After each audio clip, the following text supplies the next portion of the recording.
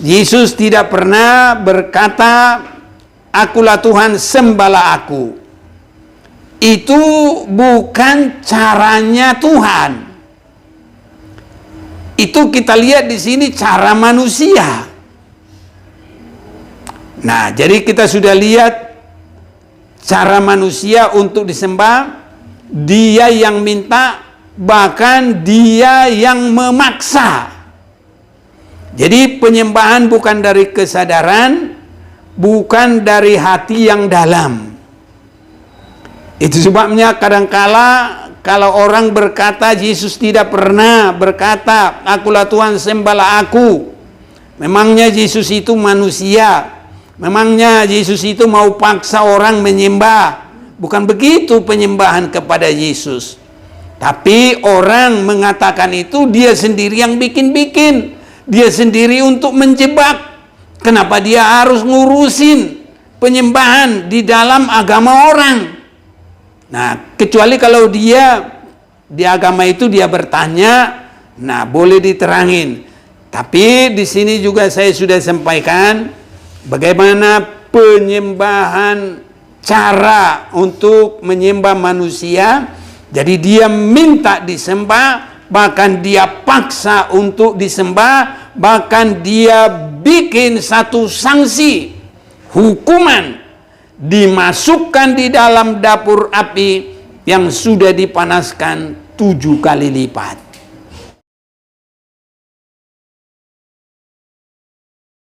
Kita bersyukur kepada Tuhan malam hari ini kita tetap bisa menyembah Tuhan dan tidak ada yang menghalangi kita untuk bisa menyembah kepada Tuhan. Itu sebabnya kita akan membaca firman Tuhan supaya kita semakin melihat bagaimana penyembah yang berkenan kepada Tuhan.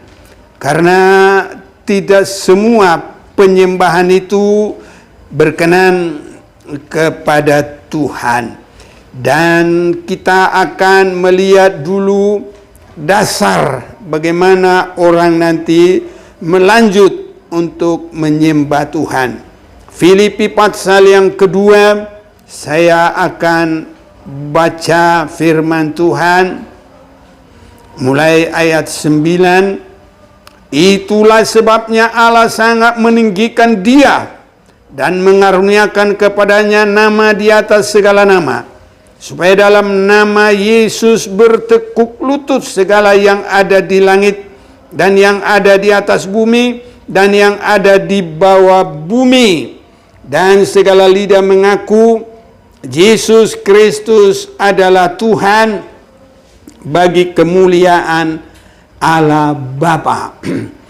Jadi permulaan penyembahan kepada Tuhan Yesus Kristus harus dulu pertama sekali mengerti bagaimana hidupnya Yesus, dan itu harus sampai kita bisa mengerti itulah Tuhan yang diperagakan dalam hidup manusia.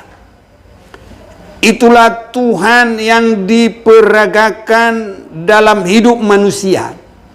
Itu sebabnya Yesus mengambil rupa manusia. Dia menjadi manusia supaya dia menunjukkan bagaimana Allah yang sebenarnya yang diwujudkan, terlihat, yang nyata dalam hidup manusia. Jadi pertama harus sampai ada pengakuan terlebih dahulu, dan bagaimana dia nanti diakui sampai dia disembah. Karena ini sangat penting sekali. Banyak orang yang menyerang ketuhanan Yesus Kristus. Mereka berkata ya, bahwa Yesus tidak pernah berkata di dalam Alkitab, "Akulah Tuhan, sembahlah aku." Ini permohonan orang-orang di luar Kristen, dan ini mereka bikin menjadi satu serangan kepada iman Kristen. Kita akan melihat di sini bahwa Tuhan Yesus memang harus disembah, tapi caranya menyembah berbeda dengan yang diketahui oleh manusia. Sebelumnya saya mau tunjukkan penyembahan yang dibuat manusia dan penyembahan caranya iblis. Kita akan membaca terlebih dahulu dalam kitab Daniel pasal yang ketiga. Daniel pasal yang ketiga. Di sini anjuran untuk menyembah patung yang dibuat oleh manusia dan untuk menjadi kebesaran seorang manusia. Jadi disebutkan di sini, kita baca mulai ayat 5, "Demi kamu mendengar bunyi sangkakala." Ini Daniel pasal 3 mulai ayat 5. "Demi kamu mendengar bunyi sangkakala, seruling, kecapi, rebab, gambus, serdam, dan berbagai-bagai jenis bunyi-bunyian, maka haruslah kamu sujud menyembah patung yang telah didirikan Raja Nebukadnezar itu. Siapa yang tidak sujud menyembah akan dicampakkan seketika itu juga ke dalam perapian yang menyala-nyala. Sebab itu demi segala bangsa mendengar bunyi sangkakala, seruling, kecapi, rebab, gambus, dan berbagai-bagai jenis bunyi-bunyian, maka sujudlah orang-orang dari segala bangsa, suku, bangsa, dan bahasa, dan menyembah patung emas yang telah didirikan Raja Nebukadnezar itu." Apa yang kita perhatikan di sini adalah orang menyembah tapi bukan dari hati. Orang menyembah tapi dipaksa. Sedikitnya diminta untuk menyembah. Dan buktinya karena bukan dari kesadaran, bukan dari hati, maka Sadrak, Mesak, Abednego mereka tidak mau menyembah sama sekali, walaupun sudah ada ya ancaman hukuman, dimasukkan dalam dapur api yang sudah dipanaskan melebihi panas biasa. Jadi kita lihat di sini, ingin disembah tapi dia yang menyuruh dan untuk kemuliaan dia. Inilah yang sangat berbeda. Makanya ada orang, Yesus tidak pernah berkata, "Akulah Tuhan, sembahlah aku." Itu bukan caranya Tuhan. Itu kita lihat di sini cara manusia. Nah, jadi kita sudah lihat cara manusia untuk disembah. Dia yang minta, bahkan dia yang memaksa. Jadi penyembahan bukan dari kesadaran, bukan dari hati yang dalam. Itu sebabnya kadangkala kalau orang berkata Yesus tidak pernah berkata, "Akulah Tuhan, sembahlah aku." Memangnya Yesus itu manusia? Memangnya Yesus itu mau paksa orang menyembah? Bukan begitu penyembahan kepada Yesus. Tapi orang mengatakan itu dia sendiri yang bikin-bikin.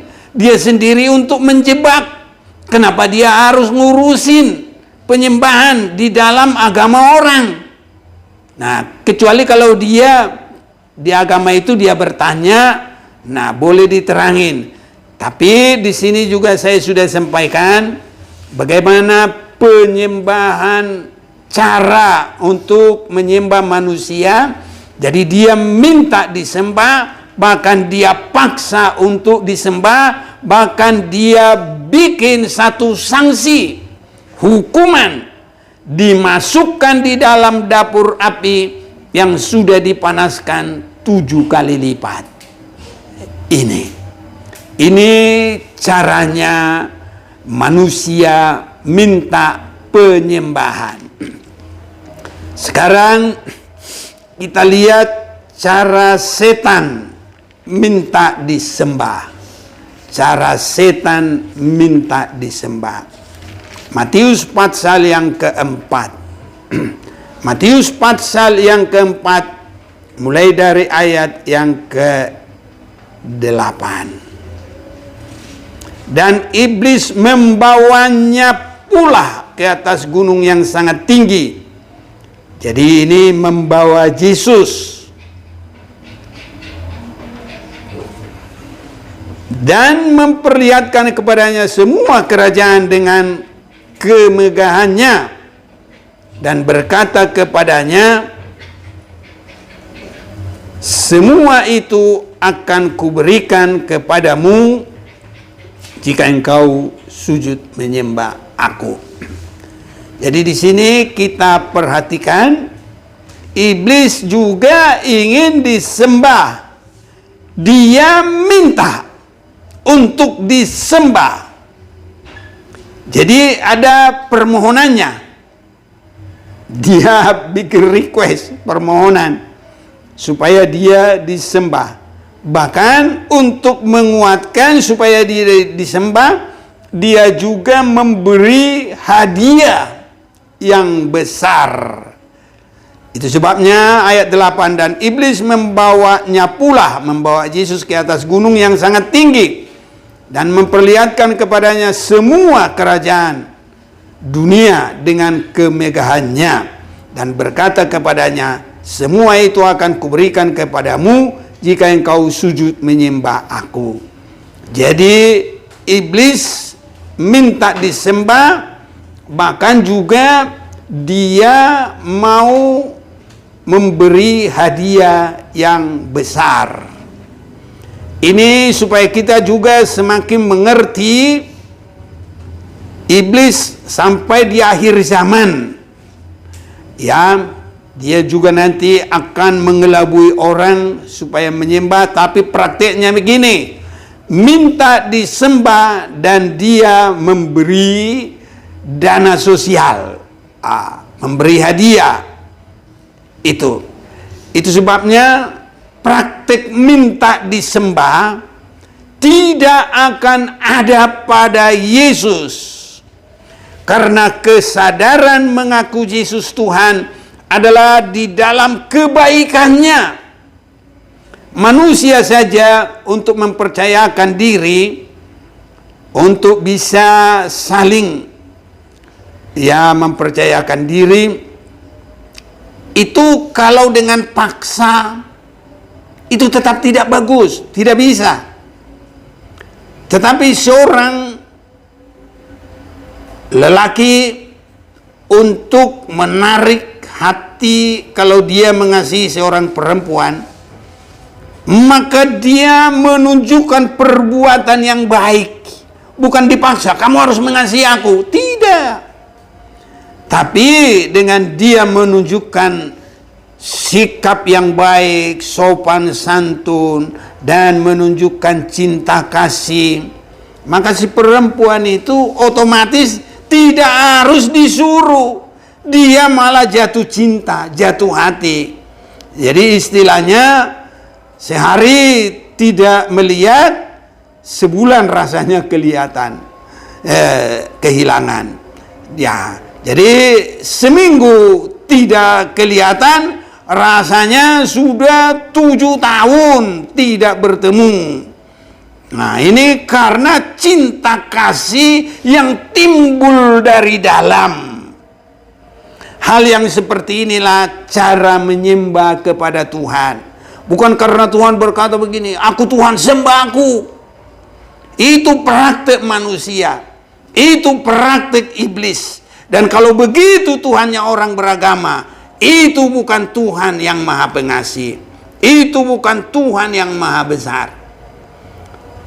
Kita bisa menyembah Tuhan karena Tuhan menunjukkan kasih-Nya yang luar biasa bagi kita. Itu sebabnya di dalam Filipi 2 ini tadi, mulai ayat yang ke-6, yang walaupun dalam rupa Allah tidak menganggap kesetaraannya dengan Allah itu sebagai milik yang harus dipertahankan, melainkan telah mengosongkan dirinya sendiri dan mengambil rupa seorang hamba dan menjadi sama dengan manusia. Dan dalam keadaan sebagai manusia, ia telah merendahkan dirinya dan taat sampai mati, bahkan sampai mati di kayu salib.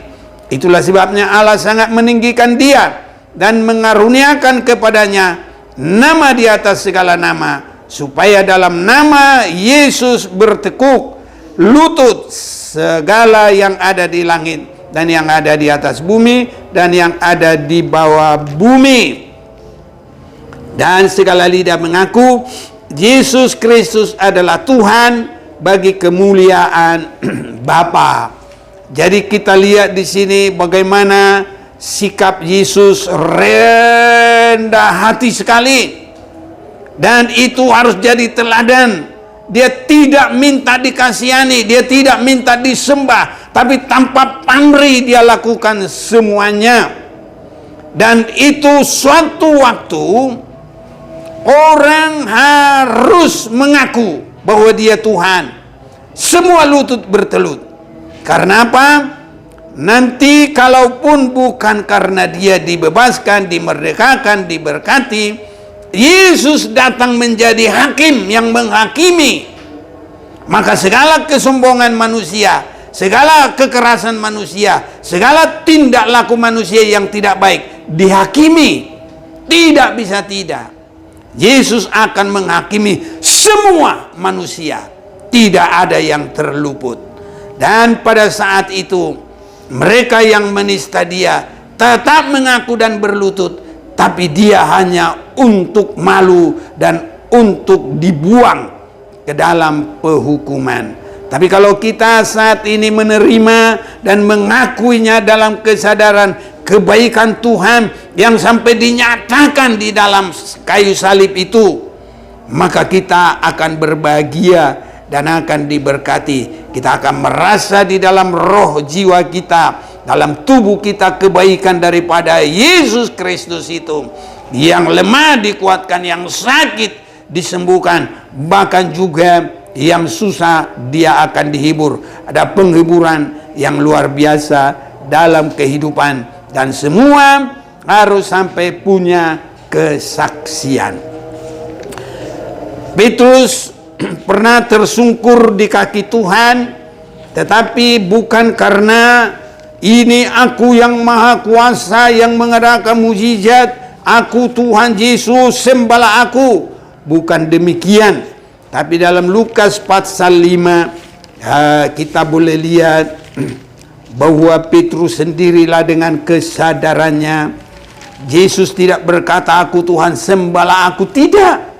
Karena itu tadi kita sudah lihat, itu adalah praktek manusia, bahkan praktek daripada Lucifer, iblis. Lukas pasal yang ke-5, saya akan baca bagi kita ayat yang ke-8. Ketika Simon Petrus melihat hal itu, ia pun tersungkur di depan Yesus dan berkata, Tuhan. Nah, jadi dia mengaku Tuhan. Pergilah daripada aku karena aku ini seorang berdosa. Jadi Petrus tersungkur di kaki Tuhan dan mengaku Yesus itu Tuhan. Bukan karena Tuhan berkata tersungkur kau di kakiku, mengaku kau bahwa aku Tuhan. Tidak. tapi karena melihat bagaimana Tuhan Maha Kuasa di dalam hidup Petrus. Dia yang tadinya merasa kegagalan bermalam-malam, tapi begitu perkataan Tuhan berkuasa, dia berhasil.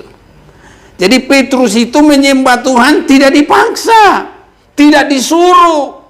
Makanya kalau ada orang berkata, "Ya, akulah Yesus Tuhan, sembahlah aku," itu tidak mengerti. Itu cara dari setan, cara iblis. Tuhan tidak begitu. Tapi Tuhan Maha Pengasih. Dia tunjukkan kasih-Nya yang sangat besar. Dia tunjukkan pertolongannya. Dia tunjukkan kebesarannya. Bahkan kalau kita lebih tahu, Dia tunjukkan bahwa segala sesuatu jadi karena firman. Dari kesadaran itu, kita bisa mengaku Yesus itu Tuhan. Nah, itu baik. Dan kalau kita menyembah di dalam hal itu baik. Jadi bukan karena Tuhan suruh, "Aku Tuhan, sembahlah aku." Itu cara manusia itu. Sama dengan seandainya saya kaya, saya ini orang kaya, kalian itu jangan macam-macam. Kalian itu jangan main-main, hormati saya. Orang kaya, paling kaya, umpamanya di Jakarta. Wah, Tuhan paling kaya di Jakarta. Itu kan kesombongan. Itu kan kemanusiaan. Jauh itu dari sifat Tuhan. Makanya kalau ada orang sudah pemimpin agama, saya tidak pernah lihat di Alkitab atau di kitab suci bahwa Yesus berkata, "Akulah Tuhan, sembahlah aku." Itu perkataan yang tidak mengerti kerohanian. Dia beragama tapi hanya untuk membawa kepada kesenangan dirinya sendiri. Dan dia bikin-bikin sendiri. Tuhan tidak pernah berkata begitu. Tapi apapun yang terjadi, nanti ada waktunya. Segala lidah mengaku, segala lutut bertelut bahwa Yesus adalah Tuhan. Kita akan lihat penyembahan yang benar supaya kita mau datang menyembah Tuhan. Wahyu pasal 4 ayat yang ke-10. Maka tersungkurlah ke-24 tua-tua itu di hadapan Dia yang duduk di atas tahta, dan mereka menyembah Dia yang hidup sampai selama-lamanya, dan mereka melemparkan mahkotanya di hadapan tahta itu sambil berkata, "Ya Tuhan dan Allah kami." Ini Yesus Kristus ini. "Engkau layak menerima puji-pujian dan hormat dan kuasa, sebab Engkau telah menciptakan segala sesuatu, dan oleh karena kehendak-Mu semuanya itu ada dan diciptakan." Yesus adalah firman yang menjadi manusia. Segala sesuatu ini ada diciptakan karena firman. Pada mulanya adalah firman. Firman itu bersama-sama dengan Allah. Dan firman itu adalah Allah. Segala sesuatu jadi dicipta karena firman Allah. Itu Yohanes 1 ayat 1 sampai yang ketiga.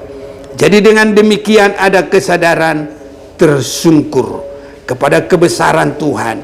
Manusia merasa kecil, manusia merasa tidak ada apa-apa, maka mereka mulai menyerahkan diri untuk menyembah memuliakan Tuhan. Seandainya ada pun keberhasilan manusia, itu yang digambarkan dengan memiliki mahkota.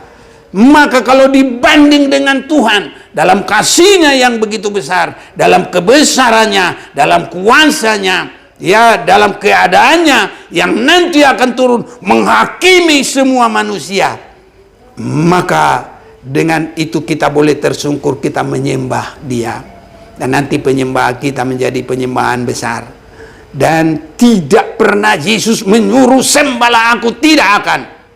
Tapi dengan perbuatannya seluruh dunia, semua lutut bertelut, segala lidah mengaku Yesus Tuhan, dan nanti akan tersungkur di hadapannya. Ini 24 tua-tua adalah yang terkemuka dari semua manusia yang boleh berkenan masuk di surga. Itu mereka tersungkur, itu mereka menyembah, dan mereka melemparkan mahkotanya. Mahkota adalah yang sudah pernah diraih, adalah yang menjadi kemuliaan masing-masing. Tapi masing-masing itu berkata dilempar. Jadi berarti mereka tidak ada arti dengan kemuliaan Yesus. Dengan cara dari sinilah kita akan menyembah Tuhan. Dia layak disembah, dia layak dipuji. Dan kita akan puji dia. Karena dialah yang maha pengasih, maha kuasa segala sesuatu jadi. Dan dia adalah akan datang menghakimi semua manusia tanpa terkecuali. Maka dari saat kita masih ada hidup, kita akan menyembah dia. Kita akan puji dia, kita sembah dia.